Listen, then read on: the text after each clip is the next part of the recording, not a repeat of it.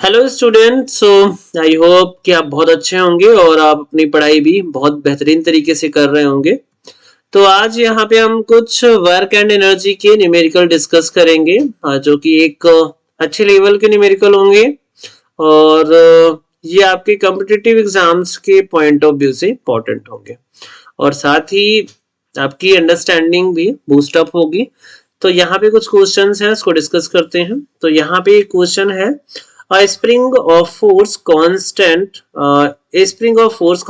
that is 800 Newton per meter has an extension of 5 centimeter.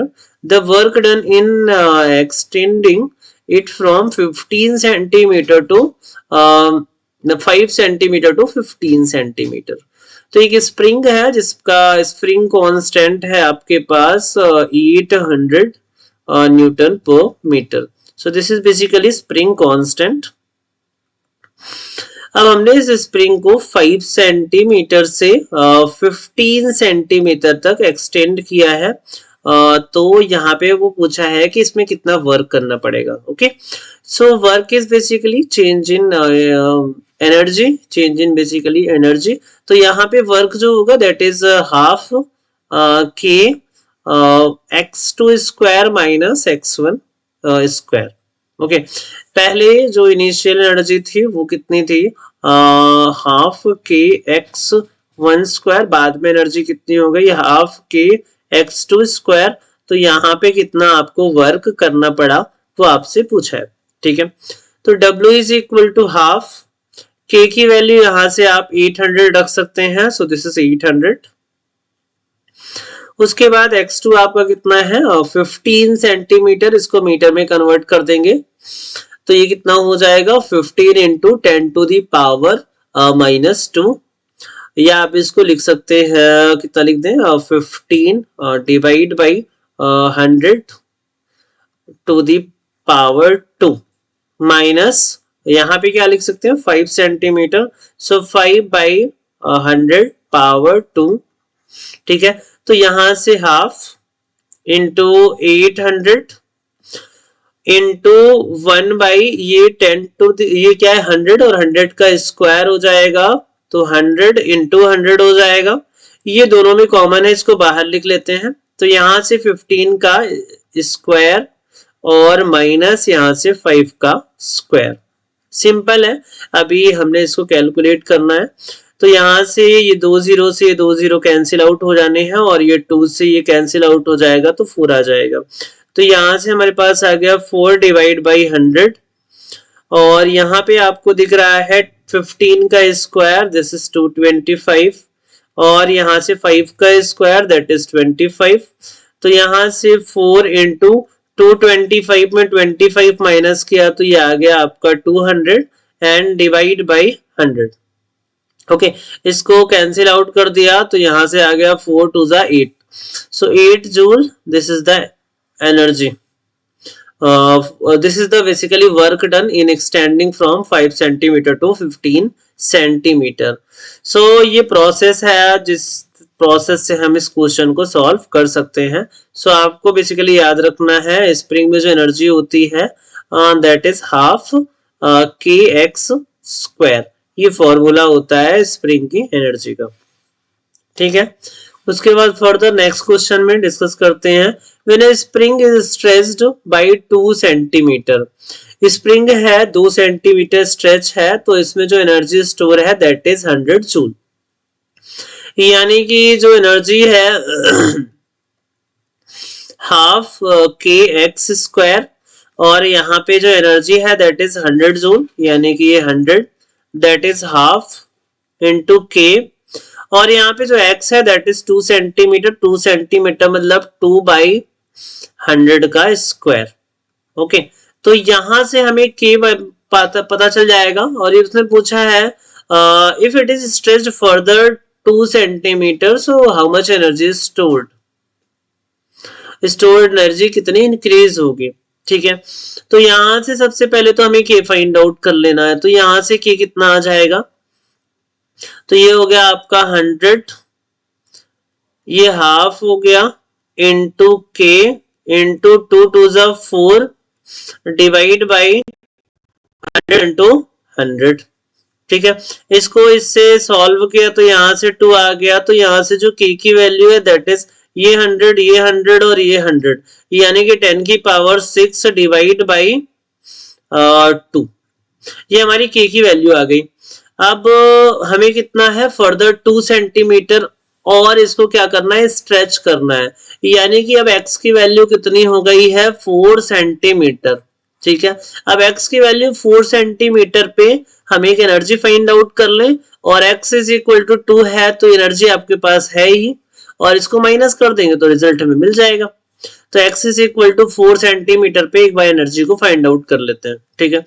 तो again energy is equal to half kx square, half k की value यहां से कितनी है 10 to the power 6 divide by 2 into, अब हमें क्या करना है 4 सेंटीमीटर है ना, तो 4 का स्क्वायर डिवाइड बाई 100 का स्क्वायर, क्योंकि 4 सेंटीमीटर है, सेंटीमीटर को मीटर में करेंगे तो 4 बाई 100 करेंगे, और x का क्या करते हैं हम स्क्वायर करते हैं तो 4 स्क्वायर डिवाइड बाई 100 स्क्वायर, ये 10 की पावर 4 है, यहाँ पे 10 की पावर 6 है तो ये आ जाएगा 10 की पावर 2, ठीक है। ये 2 और 2 क्या है 4 है, तो ये 4 इंटू 4 है, तो एक 4 यहां से कैंसिल आउट हो गया, तो यहां से हमारा क्या बचा 10 की पावर 2 इंटू 4, यानी कि बेसिकली 400 जूल। तो ये एनर्जी कब मिली है जब स्ट्रेच अगर 4 सेंटीमीटर हो जाएगा, बट जब उन्होंने स्ट्रेच किया था 2 सेंटीमीटर तो एनर्जी कितनी थी 100 जूल थी, तो यानी 2 से 4 स्ट्रेच करने पे यानी 2 से फर्दर नेक्स्ट 2 करने पे कितनी एनर्जी इंक्रीज होगी, तो कितनी होगी तो 400 minus 100 that is 300, so 300 joule energy will increase further 2 centimeter stretch, okay। उसके बाद नेक्स्ट क्वेश्चन है velocity of body is twice of previous velocity, so what is the change in kinetic energy. तो अगर वेलोसिटी है तो initial kinetic energy कितनी है half mv square, अब वेलोसिटी को क्या कर दिया है डबल कर दिया है, तो न्यू काइनेटिक एनर्जी कितनी आ गई ये आ जाएगी हाफ mv स्क्वायर, तो यहाँ पे वेलोसिटी 2v हो जाएगा, so this is basically half m and 4v square, अगर इस 4 को सामने रखे तो क्या लिख सकते हैं half mv square and half mv square, this is the initial kinetic energy, so this is 4 into kinetic energy initial, so यहां से काइनेटिक एनर्जी कितने टाइम्स हो जाएगी 4 टाइम्स हो जाएगी, ठीक है। नई जो काइनेटिक एनर्जी होगी वो पुरानी की कितनी हो जाएगी 4 टाइम्स। इसके बाद है two bodies A and B having masses in a ratio of 3:1 possess same kinetic energy and then find the ratio of their linear momentum, okay दो बॉडी है ए एंड बी और उनमें जो मास का रेशियो है दैट इज 3:1 और इनकी जो एनर्जी है that is same kinetic energy, तो यहाँ पे E1 बाई E2, तो यहाँ पे अगर इसकी काइनेटिक एनर्जी KE1 और इसकी काइनेटिक एनर्जी KE2, तो ये हो जाएगा हाफ M1 V1 का square divide by half mv2 का स्क्वायर, ये पहली बॉडी के लिए एनर्जी है और ये दूसरी बॉडी के लिए एनर्जी है, ठीक है। बट यहाँ पे इन्होंने बोला है कि जो काइनेटिक एनर्जी है वो क्या है सेम है, तो ये दोनों काइनेटिक एनर्जी क्या है सेम है, तो ये आपस में कैंसिल आउट हो जानी है, तो यहां से आपको क्या आ गया 1 divide by 1 is equal to, अब यहाँ पे हाफ और ये हाफ भी क्या हो जाएगा कैंसिल आउट हो जाएगा, तो यहां से m1 और m2 का जो रेशियो है m1 बाई m2 का जो रेशियो है that is 3:1 into v1 square divide by v2 square, तो यहां से आपका v1 square upon v2 square that is 1/3, तो यहां से जो v1 बाई v2 आएगा वो आपका आएगा 1/√3, 3. So this is basically what, this is the ratio of their velocities.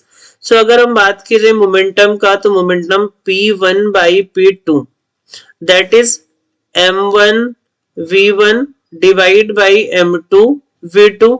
अब इनके मासेस का जो रेशियो है M1 by M2 that is 3:1 और V1 by V2 that is 1 by root 3. So this is 3 by 1 into V1 by V2 that is 1 by root 3. So root 3 से 3 को cancel out करेंगे तो यहाँ पे आ जाएगा root c. So this is the ratio root 3 by 1. So root 3 by 1, option D is the correct answer. Now moving to next question. If momentum is increased 20%, then how much increase in kinetic energy? तो momentum कितना increase हुआ है 20%, तो energy में कितना increase होगा, ठीक है, इसको डिस्कस करते हैं. देखो, तो अगर हम बात करें तो मोमेंटम और काइनेटिक एनर्जी में जो रिलेशन होता है that is basically P square is equal to 2m के ई. ये हमने पढ़ा है रिलेशन, ठीक है. अब इन्होंने बोला है कि मोमेंटम को अगर 20% इंक्रीज करें तो काइनेटिक एनर्जी कितनी इंक्रीज हो जाएगी, ठीक है. तो मोमेंटम को 20% इंक्रीज करा, ये तो इनिशियल रिलेशन है. अब मोमेंटम को 20% इंक्रीज कर दिया, यानी कि मोमेंटम क्या हो गया 1.2 p का होल स्क्वायर. p में अगर 20% इंक्रीज करेंगे तो बेसिकली क्या हो जाएगा 1.2 p. देखो p प्लस 20% इंक्रीज किस में, p में. सो 20 डिवाइड बाई 100 इंटू p, तो ये इससे कैंसिल आउट हो गया, तो ये p प्लस 0.2 p और इसको ऐड करोगे तो 1.2 p आ जाएगा.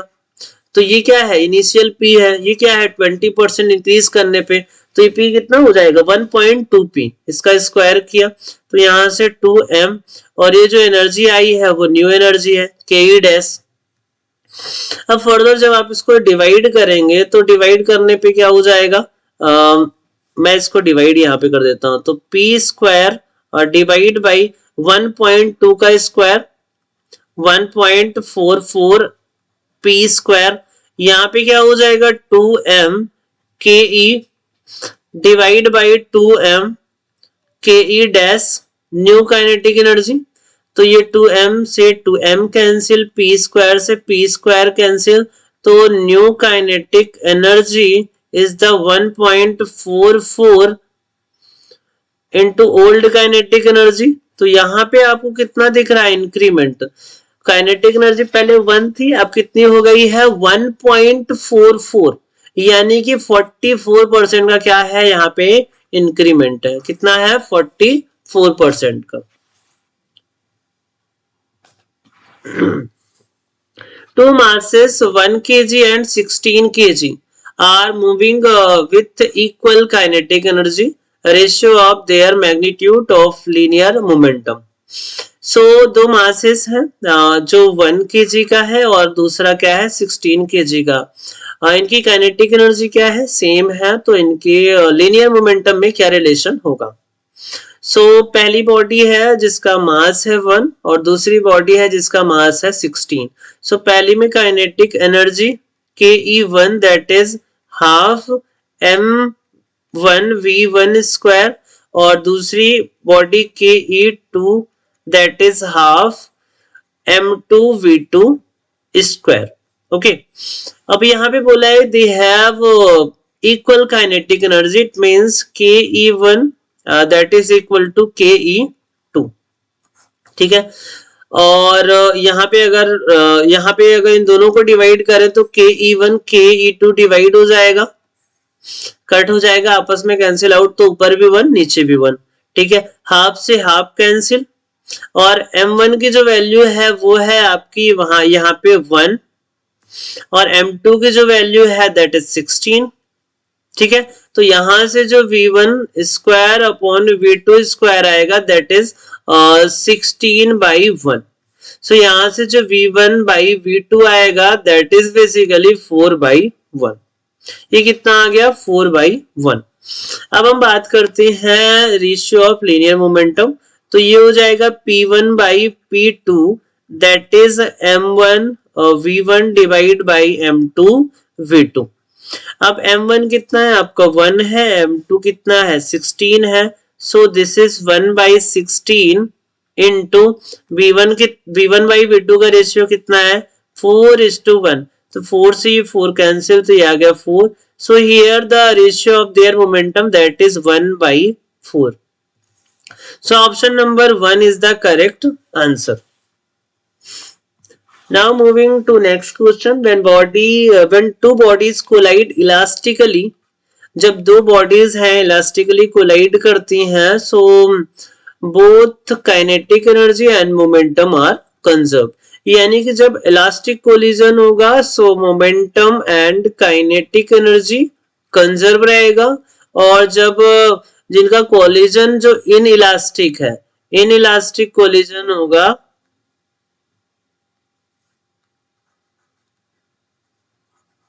उस कंडीशन पे हमारा मोमेंटम तो कंजर्व रहेगा, बट यहाँ पे एनर्जी आपकी जो काइनेटिक एनर्जी है वो कंजर्व नहीं रहेगी। बट तो यहाँ पे आपको काइनेटिक एनर्जी में क्या देखने को मिलेगा, लॉस या कि गेन देखने को मिलेगा। So here the kinetic energy will not be conserve but momentum remain conserve. तो ये चीजें आपको ध्यान में रखना है। During the inelastic collision of the two bodies, final kinetic energy may be greater or less than kinetic energy, initial kinetic energy. Then after a bullet strikes against a wooden block and it is embedded in it, the nature of collision, so this is basically perfectly inelastic collision। इसे क्या बोलेंगे, perfectly inelastic collision।